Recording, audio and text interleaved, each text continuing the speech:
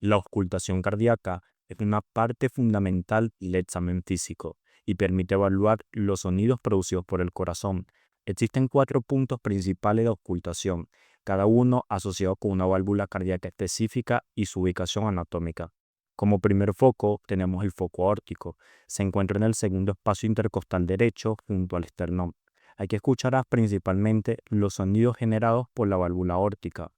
Como segundo foco tenemos el foco pulmonar, ubicado en el segundo espacio intercostal izquierdo, también junto al esternón. En este punto, la auscultación se enfoca en los sonidos de la válvula pulmonar. Como tercer foco tenemos el foco tricúspide.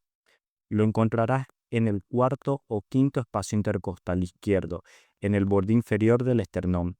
Aquí se auscultan los sonidos de la válvula tricúspide. Y como último foco tenemos el foco mitral o apical, situado en el quinto espacio intercostal izquierdo en la línea medio clavicular, aproximadamente donde sientes el latido más fuerte del corazón.